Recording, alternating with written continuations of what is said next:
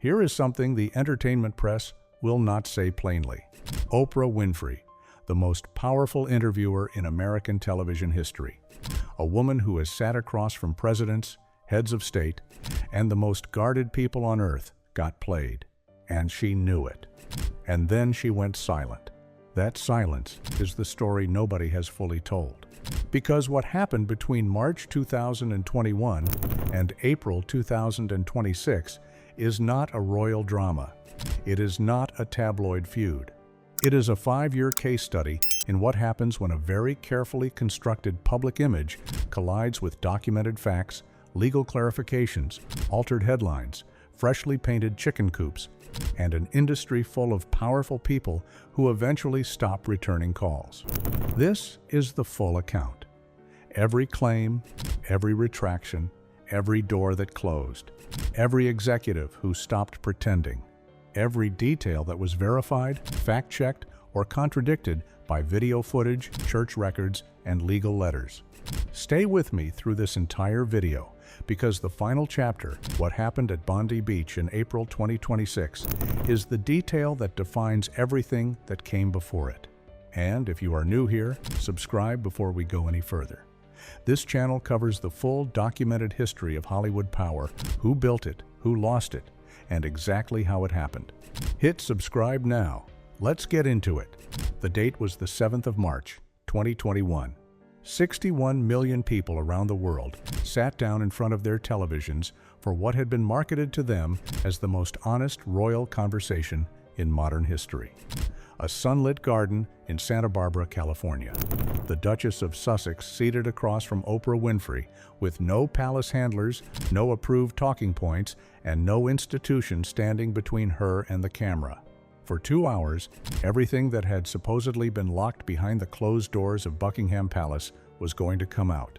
The interview was purchased by CBS. It had been arranged through Harpo Productions, Oprah's own company. It was, by every commercial measure, the most anticipated television event of that year. And within the first few minutes, the first problem appeared, though nobody watching caught it in real time. Meghan told Oprah she had been naive walking into royal life, that she barely knew who the royals were before she met Harry, that she had almost no understanding of the institution she was entering. It was framed as the confession of a woman caught off guard, someone who had stumbled, wide-eyed and unprepared, into a world that then crushed her. That framing was the foundation everything else was built on, and it was not accurate.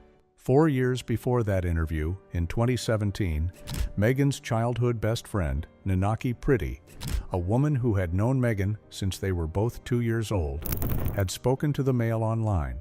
What she said was precise and specific. She stated that Meghan had always been fascinated by the royal family, that Meghan had watched Princess Diana's wedding on videotape repeatedly as a child, that her friends purchased British-themed gifts for her because the obsession was that well established, that Meghan kept Diana's biography on her shelf, and Pretty's assessment of the relationship with Harry was direct. She gets exactly what she wants, and Harry has fallen for her play. My advice to him is to tread cautiously. There is also this. On Meghan's own public blog, written in 2014, 4 years before she married Harry, she had written about the royal wedding and about Princess Catherine. The woman who told Oprah she barely knew who the royals were had been writing about them publicly on the internet years before she met the man she married into the family through. After the opening, Meghan told Oprah she had experienced suicidal thoughts during her time as a working royal. She said she had begged the institution for help and been turned away, that she had sat alone with thoughts so dark she could not speak them out loud. The audience was gripped. Then came the Catherine story. For months before that interview, every major UK newspaper had been reporting the same account, that during a bridesmaid dress fitting for Princess Charlotte ahead of the 2018 wedding, Meghan had reduced Catherine, Princess of Wales, to tears. That story had circulated long enough and widely enough that most of the world had simply accepted it as established fact. Then Meghan looked directly at Oprah and said the reverse had happened. She said Catherine had been the one who caused tears, not her. She said there had been a disagreement over flower girl dresses and that Meghan had been the one left hurt.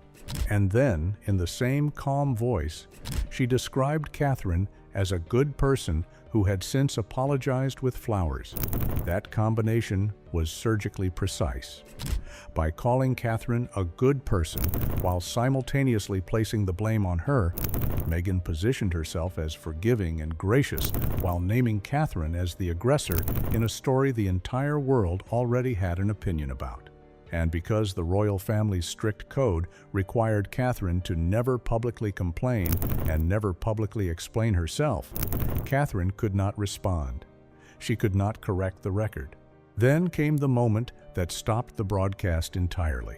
Meghan told Oprah that while she was pregnant with Archie, an unnamed member of the royal family had raised concerns in conversations with Harry about how dark their baby's skin might be.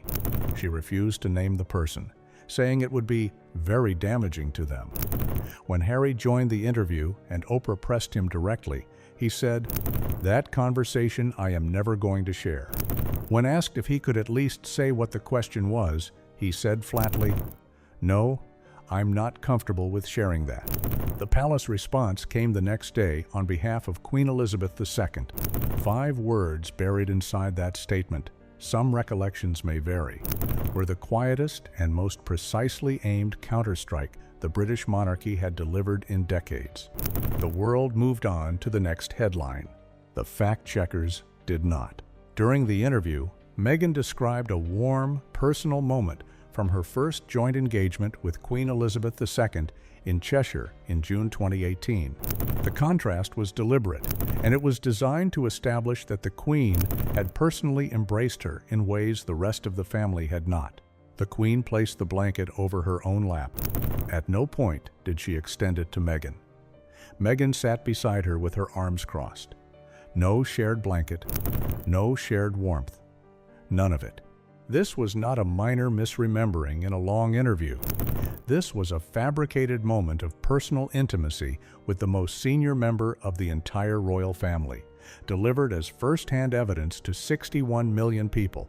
During the interview, Meghan told Oprah that 3 days before the public royal wedding at St. George's Chapel at Windsor Castle, she and Harry had already secretly married. Just the two of them, in their backyard, with only the Archbishop of Canterbury present. She described the massive public ceremony, the one that cost £32 million and was funded by British taxpayers, as essentially a performance staged for public consumption. The real marriage, she implied, had already happened privately.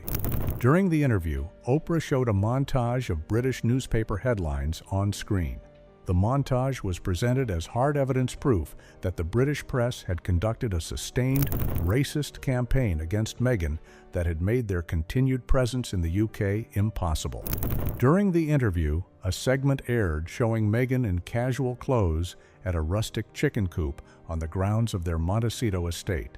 She was relaxed and at home feeding chickens, pointing to a painted sign that read, "Archie's Chickens." It was framed as a glimpse of her real life, humble, unscripted, a woman who had walked away from palace life and found simple happiness in California. Investigators looking into the segment found that the sign, the freshly painted fencing, and the entire setup of the coop had been installed just days before the interview was filmed. The same woman who had accused the palace of manufacturing her public image had manufactured her own in her own garden on Oprah's platform for the same audience she was asking to believe her. Nobody talked about this loudly. Nobody put it on record in real time. But it happened, and it was the moment everything between Oprah Winfrey and Meghan Markle began to end. Before the interview aired, Meghan's team made a request. They asked for a final look at the edit before it went to broadcast. In professional journalism, that request does not exist. You do not give an interview subject the power to review the cut, adjust the framing, and reshape the story before the world sees it. That is not an interview. That is a press release with better lighting. Oprah Winfrey had been conducting major interviews for decades. She had sat across from presidents and world leaders. She had never granted editorial review to a subject, not once. The request told Oprah everything she needed to know. This was not a raw, honest conversation. It was a controlled media project, and Oprah had not been chosen as an interviewer. She had been chosen as a launchpad. There was also something Meghan had shared with Oprah off camera, a private confidence that landed differently than Meghan likely intended. Meghan had told Oprah that at certain royal gatherings, she had deliberately refused to curtsy to Queen Elizabeth II because she felt it was beneath her as an American woman, and that she had laughed about it with friends afterward. To Oprah Winfrey, a woman who had spent decades reading people professionally, it was something else entirely. Because a woman who could look directly into a camera and speak about the pain and isolation of royal life while privately laughing about disrespecting the Queen at her own gatherings was not sharing her truth. She was performing it. From that point forward, Oprah was very careful, and Oprah's credibility had taken damage. The most trusted interviewer in American television had aired a story that was publicly disintegrating, and she had done it because she had been used. She would not make that mistake again. The Oprah interview had been used to build a brand, and that brand was then taken to every major player in the American entertainment industry. The professional collapse was running alongside something that had been following Meghan from London to Los Angeles. In October 2018, Jason Knauf, then Kensington Palace Communications Secretary, sent a formal email to Prince William's private secretary, Simon Case. It read, "I am very concerned that the Duchess was able to bully 2 PAs out of the household in the past year. The treatment of X was totally unacceptable. The Duchess seems intent on always having someone in her sights. She is bullying Y and seeking to undermine her confidence. We have had report after report from people who have witnessed unacceptable behavior." Buckingham Palace launched a formal investigation. In 2022, they announced the review was complete and declined to release the findings. The allegations crossed the Atlantic. In 2024, The Hollywood Reporter quoted a current senior American staffer who described the working environment, saying staff were terrified of Meghan, that she marched around like a dictator, did not take advice, and had reduced grown men to tears. The magazine's co-editor confirmed the source was active and current. One account that circulated among former staff described a morning when a male employee arrived late. He explained to Meghan that his wife had kept him behind for a personal reason. Meghan did not ask what the reason was. She told him that if he could not keep his wife in check, he had already failed. She ordered him to leave and not return for 3 months. As he walked away, she told him he would receive no pay during that period. What Meghan did not know, or knew, and did not care about, was that his wife was pregnant and had been too ill that morning to be left alone. He had stayed home to make sure she was safe. He was not called back. He remained out of work for the full 3 months with a pregnant wife and no income coming in.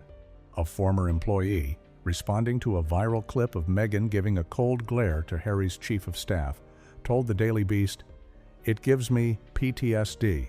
It's classic Meghan smiling to the public on one side of her face and glowering at you on the secret side where she thinks she is unobserved." Nanaki Pretty, Meghan's childhood best friend, the same woman who had described the Diana obsession years earlier, had documented this same pattern long before any of this became public. Once she decides you're not part of her life, she can be very cold. It's this shut-down mechanism she has. There's nothing to negotiate. She's made her decision, and that's it. Oprah's silence. In Hollywood, powerful people do not end relationships by fighting. They end them by going quiet. They stop showing up. They stop posting. They stop saying the name. And they trust that everyone who matters will notice. What followed the 2021 interview was not a dramatic public falling out between Oprah and Meghan. It was something slower, colder, and more permanent. It started with a small moment on a podcast in late 2025. Oprah appeared as a guest on Kelly Ripa's podcast, Let's Talk Off the Record. At one point, the conversation turned lighthearted, and someone asked what she would do if someone gave her baby chicks as a gift. Oprah laughed and said she would run them straight over to the Sussexes, but she pronounced it as the Sussex sex, a stumble over the royal title that made the room burst out laughing. Oprah Winfrey is one of the most media-trained people alive. She does not make accidental slips in recorded settings. She stumbled over it because she was mocking them. She turned Harry and Meghan into a punchline on a podcast, and everyone in that room laughed with her. When Meghan's 2025 birthday came around, the event was small. A controlled Instagram post, a tight gathering. Oprah was not there, not in the photographs, not mentioned, not tagged. When Meghan launched her lifestyle brand, as ever, her most ambitious solo commercial venture since leaving the palace, something notable happened. None of the famous friends posted about it. Not Oprah, not Tyler Perry, who had housed them when they first fled the UK, not Amal and George Clooney, who had once been regulars in their circle. Meghan had reportedly sent Oprah her curated gift baskets, monogrammed items, artisanal honey, the full treatment. Oprah did not post, did not acknowledge it, said nothing. In influencer culture, not posting is not neutral. It is a decision. When Oprah was asked on a separate podcast to name her closest friends, she named Maria Shriver, Gayle King, and her longtime trainer Bob Greene, people she described as having been with her for decades. Meghan Markle and Prince Harry were not mentioned, not even with a passing reference. The people you name when asked about your inner circle are the people who matter. Meghan was not named. South Park aired an episode called The Worldwide Privacy Tour. It depicted two characters called the Prince and Princess of Canada who traveled the globe loudly demanding their privacy while simultaneously giving interviews, releasing documentaries, and telling anyone who would listen every private detail of their lives. The joke required no explanation. America laughed, and the laughter did not stop. At the 81st Golden Globe Awards, broadcast live in front of every significant decision-maker in Hollywood, Harry and Meghan became the subject of two separate public jokes during the ceremony itself. In that room, at that level, you do not become a punchline unless the people holding the microphone have already decided you are no longer someone they need to be careful around. By the end of 2025, a crowdsourced polling website published its annual list of the most disliked celebrities in the world. Meghan Markle sat at the top of that list for the fourth consecutive year, having received 48,000 votes. Prince Harry ranked third. Between them in second place sat Sean Combs, the music mogul facing federal criminal charges that had shocked the entire entertainment industry. The woman who had sat in Oprah's garden in 2021 and told the world she was a victim of a cruel and discriminatory institution had, 4 years later, been voted more disliked than a man facing prosecution for some of the most serious crimes in recent American history. Their charity, Archwell Philanthropies, ended that same year by laying off members of its own staff. One entertainment executive summarized it to a columnist in a single sentence: Oprah helped launch Meghan and Harry's entire media brand, but that connection has gone quiet. In April 2026, 5 years after the night in Oprah's garden, Harry and Meghan flew to Australia. The last time they had been there was October 2018 during their official royal tour. The crowds had been enormous. People had lined the streets for hours to catch a glimpse of them. The love had been loud and real. The 2026 trip looked nothing like that. They announced it as a private philanthropic visit, hospital visits, mental health summits, meetings with veterans and first responders across Melbourne, Canberra, and Sydney. Melbourne's Herald Sun described it plainly as a faux royal tour designed to shore up brand Sussex. Royal commentator Sean Spicer was direct. All they are doing in Australia is monetizing their titles and clinging to royal relevance. The world has already rejected Harry and Meghan as reality stars and podcasters.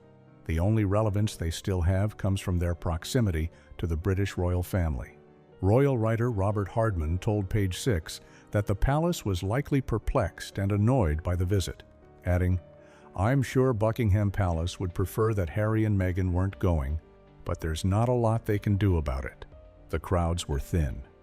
The editor-in-chief of news.com.au reported that many of the people present at tour locations were simply going about their day and happened to be nearby. They had not come specifically to see Harry and Meghan. A poll taken during the visit found that 4 out of every 5 Britons were against the Sussexes using their royal titles for commercial purposes. Public complaints came in about the cost of police security operations across all 3 cities, operations that Australian taxpayers had been asked to fund for a trip the couple had specifically described as privately funded. Then came the final day.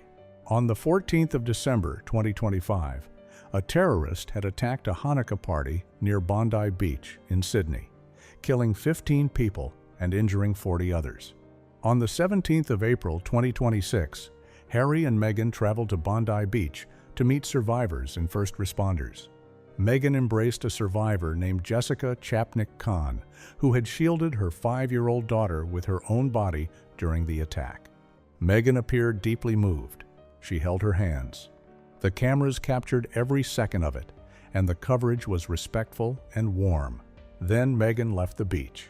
Within minutes before the survivors had finished speaking to journalists about the visit, every item of clothing Meghan had worn that morning appeared for sale on a fashion platform called One-Off. One-Off is an AI-driven shopping site on which Meghan holds both an investor stake and a commission arrangement, meaning she earns between 10% and 25% of the sale price on every item purchased through her profile. The $420 blue and white striped shirt she had worn while embracing the woman who had shielded her child from a terrorist was listed for sale. The $159 sailor jeans were listed. The $298 trainers. The $198 sunglasses. The $950 suede bag. All of it listed, shoppable, and generating commission for the Duchess of Sussex, while the survivors she had just left were still sitting on that beach. The reaction was immediate. One post on X read, "Harry and Meghan met the Bondi Beach survivors to sell clothes. It's grotesque." Royal commentator Richard Palmer stated, "This is perhaps the starkest example yet of Harry and Meghan's efforts to commercialize their royal brand. This will have alarm bells ringing at the palace and may ultimately prompt further discussion about whether there is a need to strip them of their royal titles." The original listing was quietly deleted from One-Off after the backlash erupted. It was replaced with a different photo of Meghan waving from her Range Rover earlier that same morning, wearing the same outfit. Harry had been removed from the frame entirely. 2 people walked into Oprah Winfrey's garden in March 2021, believing they were about to rewrite the rules of royal life, reframe their own narrative, and build something lasting and independent on the other side of the British monarchy. 5 years later, here is what that actually produced. A $20 million Spotify deal that ended with the company's own executive calling them grifters on the internet. A $100 million Netflix partnership that collapsed into a first-look agreement and a public pullout from their lifestyle brand. A production company that spent 6 years without completing a single scripted project. An industry that stopped returning calls. An archbishop who had to publicly protect himself from criminal association with one of their claims. A church record that directly contradicted their most personal story. Altered headlines. Foreign headlines presented as British. A chicken coop installed days before filming to simulate a life being lived. A terror attack memorial converted into a fashion listing within minutes. And Oprah Winfrey, the woman who handed Meghan that microphone, now goes on podcasts and mispronounces their title for a laugh. That is the full, documented account. If you made it to the end of this video, subscribe now. This channel covers the complete history of Hollywood power, every rise, every fall, every moment the record was corrected. There is a lot more where this came from. Hit subscribe, turn on notifications, and we will see you in the next one.